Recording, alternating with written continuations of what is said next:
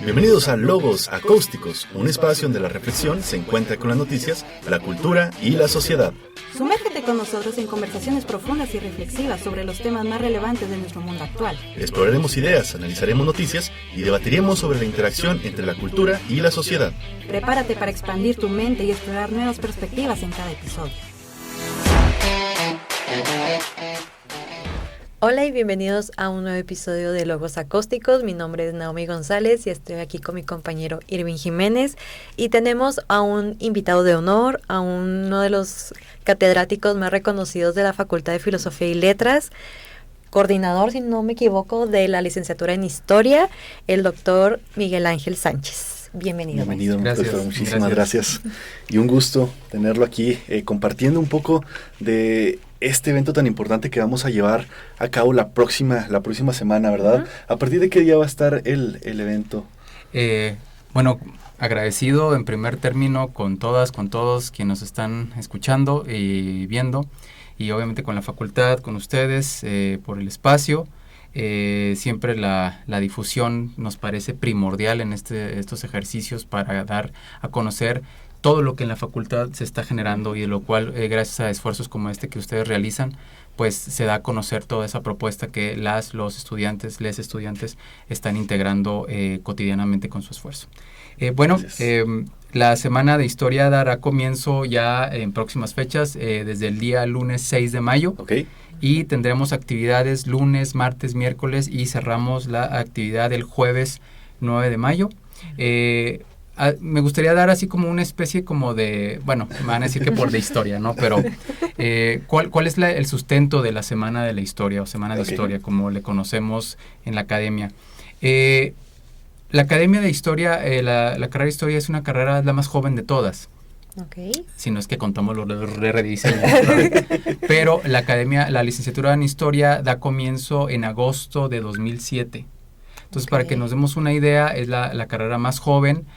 Tuvo inicios complejos en el sentido de que había una voluntad, pero no había todavía elementos de infraestructura, incluso hasta los perfiles de los maestros eran heterogéneos, eran diversos. Pero en ese sentido había una intencionalidad y poco a poco se ha ido generando ya una cuestión de identidad, de espacio, pertenencia y demás. En ese sentido, tuvimos un proceso importante en 2014 que fue propiamente la configuración del rediseño de la carrera, a diferencia de lo que se tenía en 2007. Y ese rediseño buscó atender en su momento algunos elementos respecto a la formación de historiadoras e historiadores, y era el que teníamos todavía hasta hace apenas últimas fechas en diciembre y ahora en enero, que hicimos este rediseño arduo, un proceso complejo y al cual siempre voy a estar agradecido con las y los compañeros y compañeras docentes de la academia, obviamente también las autoridades, el doctor Contreras en su calidad de director, la maestra Mónica Guevara como secretaria académica, quien en todo momento estuvo también presente, y obviamente las demás coordinadoras y coordinadores, que sin duda fuimos un equipo que claramente nos apoyamos en el proceso. Y volviendo al tema, en 2014 se daba un cambio en cómo se estaba percibiendo la identidad de la carrera. Y esto se estaba inició con la doctora Marta Larios, quien fue una coordinadora previamente al previo coordinador que fue Braulio Cañas, que buscó especializar un poco más la carrera.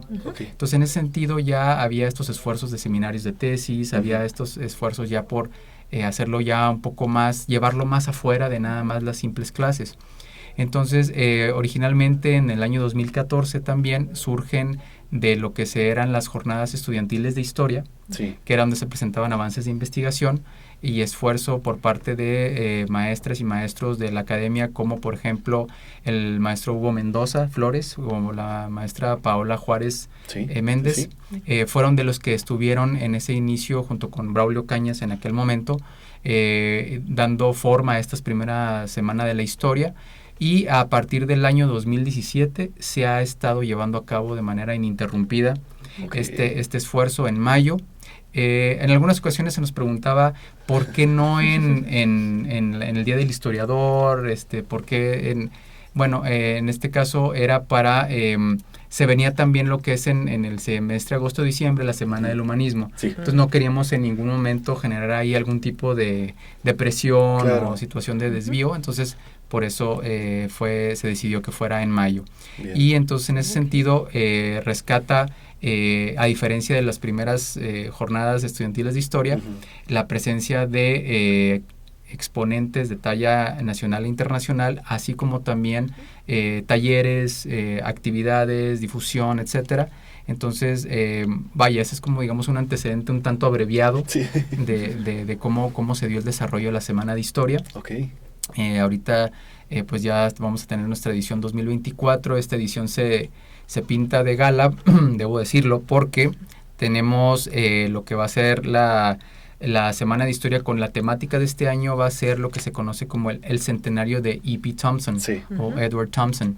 Este historiador inglés lo reconocemos en el área de historia por ser uno de los referentes respecto de los trabajos de historia oral y de lo que tiene que ver con movimientos sociales. En este caso, él tiene un texto bastante relevante o pivotal, si pudiéramos decirlo de alguna manera, que se llama The Making of the English Working Class, y ese trabajo, su primera edición me parece fue en el año del 63, analiza las condiciones de la clase obrera inglesa y en ese sentido recoge a partir de estas narrativas y de estos elementos de aquellas y aquellos involucrados. Todavía también debemos decirlo, en un periodo en el que todavía había una hegemonía, un elemento heteropatriarcal. Claro. Hay alguno de los elementos que hasta él mismo reconoce posteriormente es la falta de la narratividad respecto de género en el mismo texto,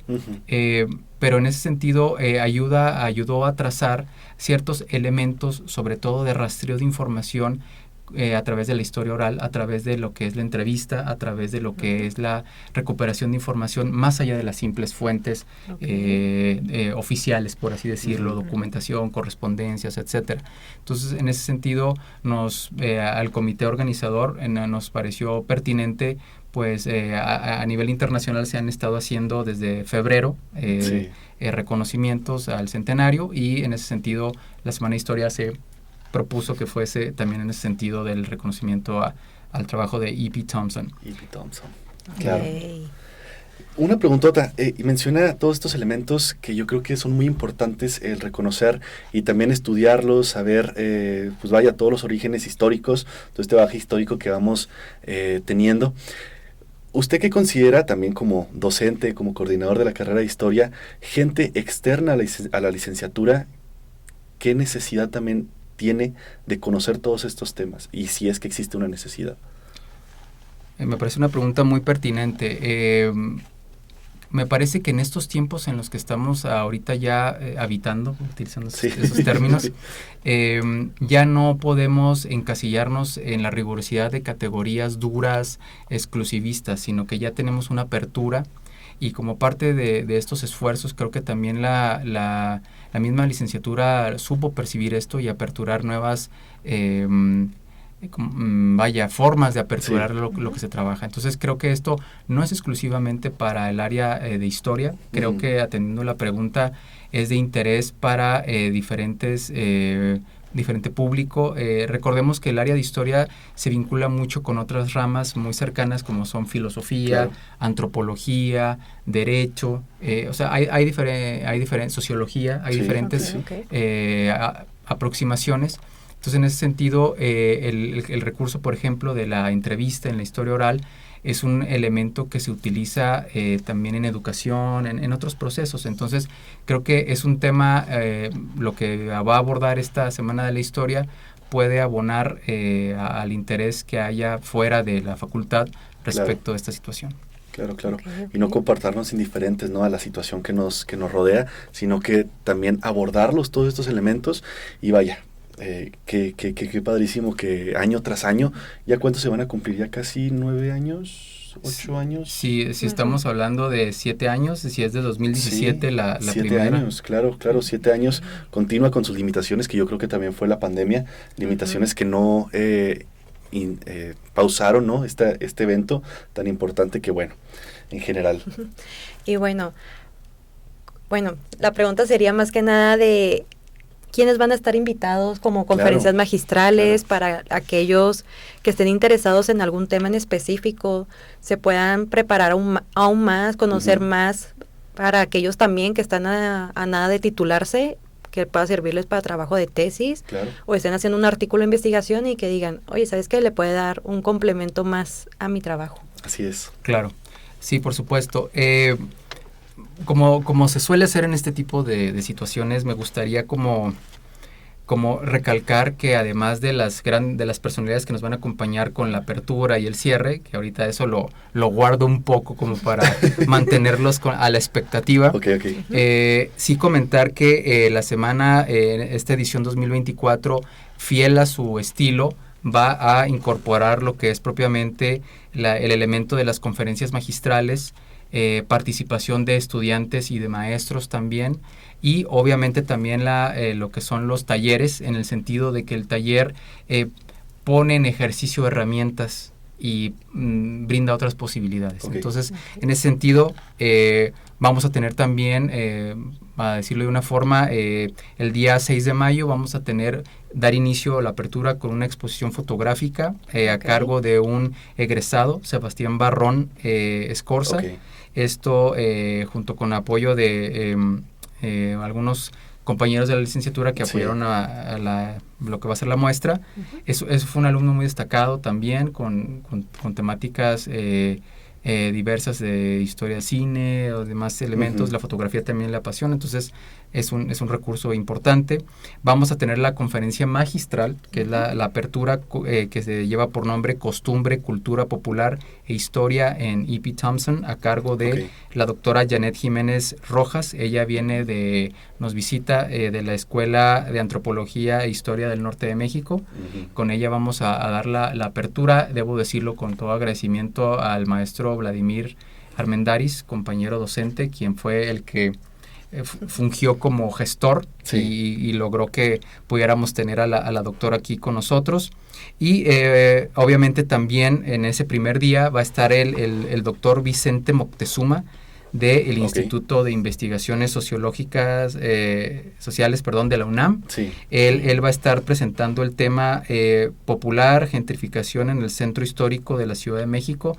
Ahorita que a la razón de estos procesos de gentrificación que se están gestando desde hace décadas, en el caso, por ejemplo, de San Miguel de Allende, recientemente en la Ciudad de México, pues tenemos claro que tenemos que entenderlo a través de claves históricas de cómo es que se dan esos procesos, a partir de cuáles son esos mecanismos, no únicamente de carácter económico, sino de cuestiones de tipo de migración, a partir de cuestiones de identidad, de pertenencia, lenguaje. O sea, son diferentes mecanismos los que están ahí. Entonces ahí el doctor Moctezuma pues nos dará ahí una cátedra al respecto. De igual forma va a haber lo que son talleres, y vamos a ofertar 3 talleres que son obviamente distintos, pero que abarcan ciertas herramientas que consideramos van a ser de utilidad para las y los estudiantes. Lo menciono muy brevemente.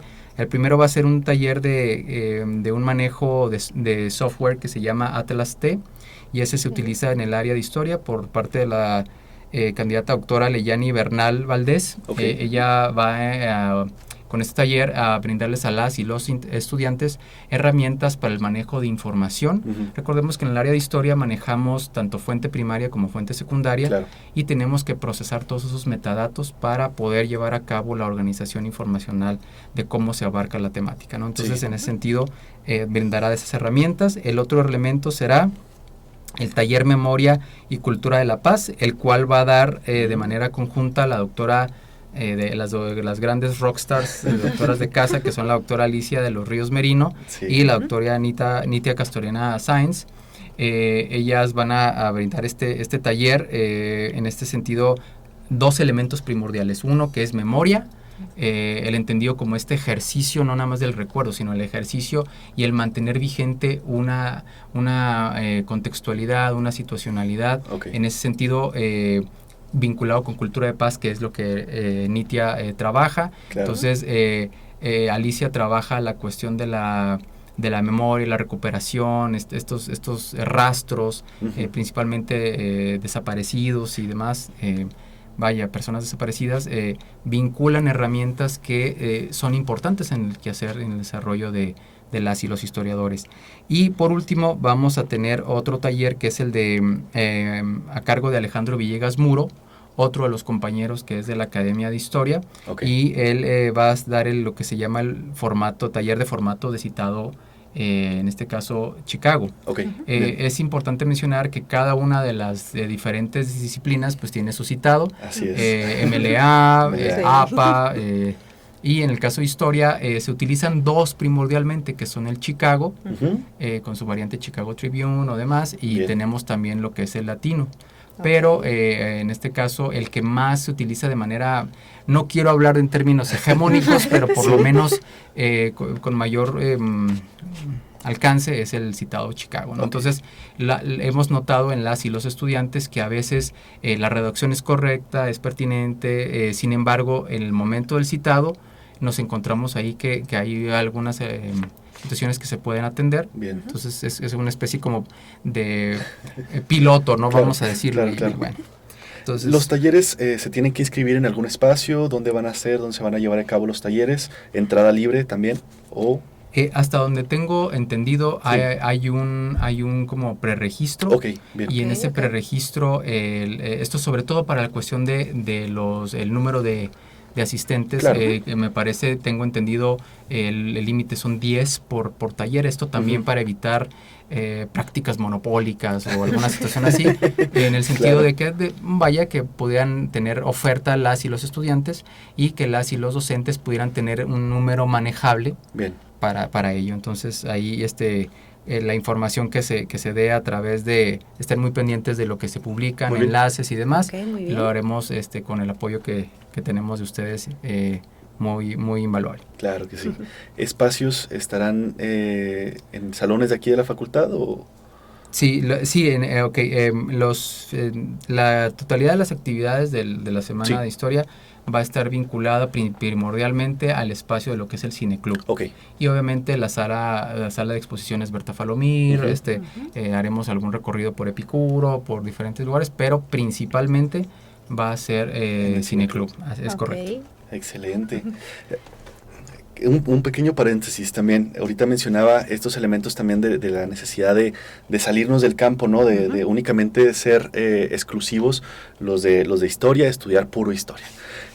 Fuimos a algunos bachilleres a hacer las promociones vocacionales. Entonces, así también, hablando nuevamente de esta importancia, la importancia como un historiador, cuáles son los elementos que abarca. Ahorita, por ejemplo, ya viene la Semana de la Historia, una semana emblemática, ya lo mencionamos, pero nuevamente, alguien que no está todavía con este acercamiento a lo que es la historia, ¿qué hace un historiador? ¿Cuál es su campo de egreso? No sé, las posibles aptitudes que uno debe tener para poder ingresar o acercarse un poco más a la historia, y ahora sí poder llegar a la Semana de la Historia como que con una mentalidad más abierta de que puedo tener estos elementos y puedo rescatarlos, ¿no? En estos talleres, conferencias. Claro. Sí, me parece una pregunta muy puntual porque a veces trabajamos a partir de estereotipos. Y los estereotipos, los clichés y demás, quizá pensaríamos que el historiador vive única y exclusivamente en algún polvoriento archivo y sacando documentos, lo cual, debo decirlo, es cierto, pero es solamente una parte, es un elemento, es un componente. Otro elemento también tiene que ver con el andamiaje teórico que se hace a partir de esas fuentes que se encuentran. Claro. Dicho de otra forma, yo puedo tener correspondencia muy valiosa, inédita, de siglo XIX, de siglo XVIII, pero si no tengo las herramientas de análisis teórico de a partir de dónde puedo yo interpretar esa información, esa correspondencia, a partir de, por ejemplo, de la disciplina de la diplomática, que es cuáles eran los sellos que se utilizaban, quiénes los utilizaban, qué tipo de papel. Claro. O sea, todos esos elementos son necesarios. Entonces, además del elemento práctico, material, necesitamos también el referente teórico para poder embonarlos y de esa forma poder aproximarnos a la temática. En cuanto a la pregunta en específico, ¿cuáles son las posibles salidas o cuáles son los posibles contextos? Es variado. Derivado de este rediseño, también puedo decirlo con toda la confianza y con toda la solvencia, se llevaron a cabo estos estudios de pertinencia, se llevó a cabo consultas con egresados, con empleadores, etcétera. Entonces nos dimos cuenta cuáles eran algunas de las situaciones donde se encontraban nuestros egresadas y egresados. Y algunas de ellos sí trabajan en archivo, pero otros están en instituciones culturales, otras y otros se encuentran como docentes. O sea, en ese sentido hay diversificación en cuanto a los espacios donde se puede llevar a cabo el quehacer histórico, historiográfico por parte de las y los egresados. Entonces, creo que la mirilla donde podemos percibir esto no debe ser única y exclusivamente visto monolinealmente, sino que hay apertura. Y también debo decirlo, la carrera como tal, a manera, no es promoción, pero tengo que decirlo, cumple 3 áreas pertinentes, ¿no? Lo que es investigación histórica, docencia o didáctica de la historia y también lo que es proyectos socioculturales o cuestiones de vinculación cultural. Entonces, hay diferentes materias que van a abonar a lo que las y los estudiantes decidan seguir. Hay quienes dicen, no, a mí me interesa la investigación. Muy bien. Tiene materias en específico para desarrollar investigación, citado, etcétera. No, a mí me interesa quizás estar frente a grupo o dar clase. Bueno, también hay herramientas de acompañamiento, práctica docente y demás. Y en el caso cultural, pues normatividad, legislación cultural y todo para que en esos espacios del municipio, estado, federación o diferentes espacios tengan las herramientas para poder desempeñar. Claro. Ok. Yo tengo una como duda, curiosidad. Normalmente uno se queda con que cuando va a estudiar una historia va a ver de la mitología, va a ver obviamente la historia de México, del mundo, algo que hemos visto desde primaria hasta preparatoria. ¿Qué diferencia habría en educación básica y medio superior a superior? O sea, ¿cuál es como dónde se ramifica? Como quien dice. Sí, es una pregunta compleja, pero muy necesaria. Sí, por supuesto, y ahorita, con la cuestión, por ejemplo, ahora de esta nueva, la nueva escuela mexicana, la Ley General de Educación y demás, sí, definitivamente los contenidos pues atienden también a un sentido y una direccionalidad, eso también nos queda claro, pero las bases respecto de elementos de identidad, incluso los podemos rastrear hasta el mismo Porfiriato, ¿no? Que es cuando se da este principio de elemento del civismo, estos saludos, estos símbolos y demás, generan una identidad en un periodo en el que México todavía estaba en esa transición hacia una cuestión ya de nacionalismo, ¿no? Pero bueno, lo menciono como nota a pie de página porque la forma en que se percibe o se enseña historia en lo que es educación básica, media superior o superior es muy, muy diferente, y no me refiero únicamente a la metodología, sino también a qué es enseñado. Dicho de otra forma, en lo que es educación básica tenemos claro que hay una importancia del referente histórico en México. Entonces, claro que tengamos claro las y los docentes para las y los niños cuáles son estos referentes históricos que dieron pie a nuestro país, a nuestra nación, dónde provienen estos elementos, la conquista, lo que es ya propiamente el México independiente y la transición por la Reforma, y luego después el Porfiriato, la Revolución, etcétera. Entonces, son mecanismos que, ayudan a comprender, incluso en esas edades, a cuál es nuestro recorrido, cuáles son nuestros antecedentes. En el caso de media superior, ya la aproximación se involucran también temas ya propiamente de... Antes existía algo que se llama estructura socioeconómica de México.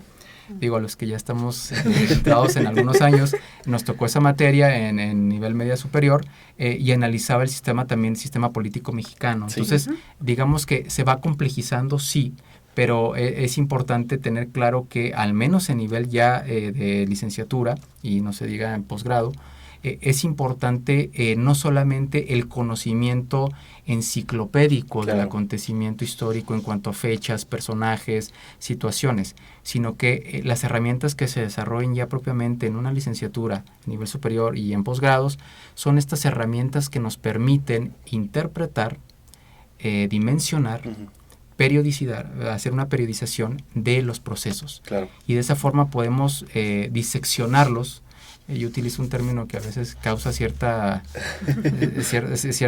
disonancia cognitiva, que yo le llamo el microtomo hermenéutico. Esto quiere decir que hacemos cortes de los procesos y vemos esos elementos y condiciones. A veces los vemos en fijo, histológicamente hablando, y a veces los vemos in vivo. ¿Sí? Y eso los vemos como si fuera el tejido funcionando, ¿no? Entonces, eso es una alegoría, pero lo que trato de mencionar es que el quehacer del historiador o la historiadora es eso, precisamente. Las fuentes nos dan una mirada, pero también la mirada tiene que estar entrenada. Claro, totalmente. El ojo tiene que saber qué tiene que estar buscando y a qué ponerle atención. Entonces, creo que sería una forma de responder cómo los diferentes tipos de historia que se enseñan van acorde, sí, también a una edad cronológica, a una madurez de procesos psicocognitivos, diferentes elementos, sin duda, conforme al nivel que se va llevando. Claro, yo digo que también no hay que quedarnos en eso de lo que nos enseñan en la primaria, ¿no? Porque ahorita me ha tocado algunos acontecimientos históricos que yo puedo decir, no, es que en realidad así no ocurrieron, no es como nos lo pintan, ¿no? Y principalmente también por estas, como lo menciona, ¿no? Estas brechas hermenéuticas, estos elementos que uno dice, bueno, ok, pasó así, pero también ocurrieron estos elementos que, bueno, hay que entrelazarlos para ahora sí dar una información verídica, ¿no? Tratar de interpretar de una forma, así como el periodista que tiene que interpretar o dar un verdadero análisis del acontecimiento, así también el historiador, después de todos estos elementos ya investigados, ahora sí dar como que algo, un resultado más favorable, ¿no? Sí, siempre intentamos hacer un ejercicio crítico. Así es. Y de hecho lo que permite o posibilita ese ejercicio crítico no nada más es el conocimiento, voy a utilizar una referencia de Beuchot, ¿verdad? Pero respecto de los discursos unívocos y equívocos, ¿no? Entonces en ese sentido buscamos una tercera vía, buscamos mantenernos lo más objetivos posibles. Sabemos que eso no es del todo, porque incluso cualquier discurso ya tiene una carga, ya tiene una intencionalidad. Incluso cómo abordamos las fuentes tiene una organización también. Entonces, en ese sentido, sí es importante, a pesar de conocer esa limitante, que nuestra aproximación metodológica sobre una temática sea teniendo en consideración muchos más elementos. Sí. Entonces, eso nos va a permitir, al menos en el área de historia, que tiene una rigurosidad en cuanto a cómo se genera el conocimiento histórico, la reflexión, cuáles fueron las fuentes, cómo se manejaron. Claro. Nos da cierta, no quiero hablar de certezas, pero por lo menos sí nos da un apuntalamiento con cierta seguridad respecto a la información manejada. Claro, totalmente. Y pues bueno, este podcast va a ser un poco más corto porque no les queremos quitar toda la intención de que vayan a la próxima semana. La verdad, nomás fue algo así como que una probadita, una embarradita de lo mucho que podemos estar escuchando todos y todas la próxima semana. ¿No he dicho con quién cerramos? ¿Lo quiere decir? Sí, dígalo. No puedo aguantarme. Mire, es que es muy significativo porque quien va a cerrar la semana de la historia en esta edición 2024, redobles, por favor, es nada más y nada menos que el doctor Carlos Illades, de la Universidad Autónoma Metropolitana, un referente de la historia y de los trabajos en específico de temas de carácter social. Él investiga en una infinidad de temas, pero entre ellos los desarrollos de los sistemas políticos, económicos, analiza y revisa las izquierdas de una manera muy crítica, muy puntual. Revisa cuáles son esos mecanismos, estos elementos que han configurado ciertas discursividades. Entonces es un lujo, no voy a decirlo de otra forma, es un lujo. Y aquí quiero agradecer de manera muy especial a la doctora Alicia de los Ríos, nuestra rockstar, la gestión para que el doctor Illades, quienes conocen sobre historia, pues saben, es un referente nacional, internacional, formador de investigadores en historia, investigadoras también. Entonces, creo que nos va a dar unas claves bastante importantes, porque va a vincular, sí, el elemento histórico, sí, el elemento social, pero como está visto desde abajo, esos elementos desde estas clases marginales. Thompson hizo lo mismo con The Making of the Working Class. Entonces, tiene una lectura no nada más teórica, sino que tiene una lectura empírica, metodológica, cuasi vivencial, me atrevería a decir. Entonces, en ese sentido, va a ser un lujo, no se lo pueden perder. Es imperdible. Sí, entonces, ya, lo tenía que decir. Excelente. Disculpe. Ahora sí que los que nos estén escuchando, viendo, ya saben quién va a ser el invitado estrella para cerrar. Obviamente sin desmeritar a los otros invitados de conferencistas, talleristas, pero no se lo pierdan. Ese va a ser el viernes, ¿verdad? Eso va a ser el día jueves. Cerramos el día jueves, pero el día miércoles es cuando está la conferencia del doctor Illades. Y también déjenme nada más comentar que también va a haber participación por parte de estudiantes y de maestros en esas paneles. Esto porque creemos que es importante, porque a veces pasa que exponen los maestros pero los alumnos no, o al revés, exponen los alumnos pero dicen, ¿y dónde están mis maestros? ¿Dónde están mis maestras que también nos están formando? También queremos verles ahí. Entonces es un programa, creemos, muy equilibrado, muy balanceado, con expositores de talla internacional, con talleristas también pertinentes de diferentes áreas, participación de las y los maestros, alumnas y alumnos. Entonces, creo que en ese sentido se cubre el cierto espectro, y sobre todo se atienden situaciones necesarias para el ejercicio plural de lo que son las y los estudiantes en historia y las y los historiadores. Claro, reconocer también esta inquietud que se tiene desde estudiantes, o sea, y que se les da el espacio para que puedan darnos a conocer esa inquietud y ese elemento que yo creo que a muchos y muchas nos puede servir para nuestros diferentes campos de estudio, que vaya, yo creo que no se debe desaprovechar para nada.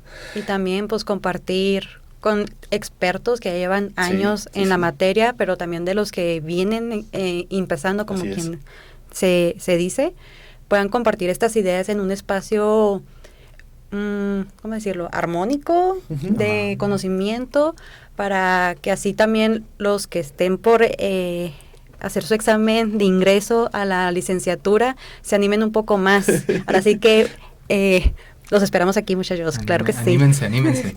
Y al igual también recalcar que es un espacio no solo de escuchar, sino también un espacio del diálogo, un espacio donde uno puede llegar con sus preguntas, inquietudes, y aprovechar estos personajes emblemáticos, capacitados, ¿no?, que nos pueden incluso dar una aproximación a elementos que nos pueden resultar incluso muy favorables para nuestras inquietudes personales. Entonces, pues bueno, muchísimas gracias, doctor, por estar aquí, un espacio igual para la difusión de este evento, y esperemos y contar con su presencia otra vez en otro programa, ahora sí para abordar otras inquietudes, otro tema más extenso, ¿no? Entonces, pues bueno, la próxima semana, imperdible, iniciamos el lunes 6.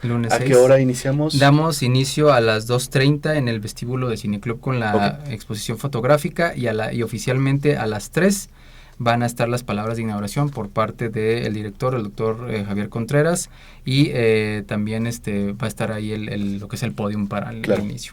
Claro. Igual sigan al pendiente de las redes sociales para estar siempre atentos a la programación de la próxima semana, y las redes sociales son...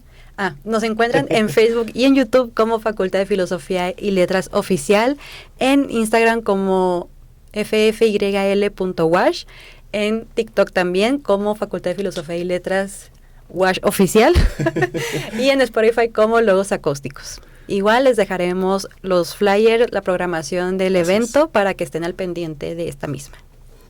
Muchas gracias y nos vemos a la próxima. Bye.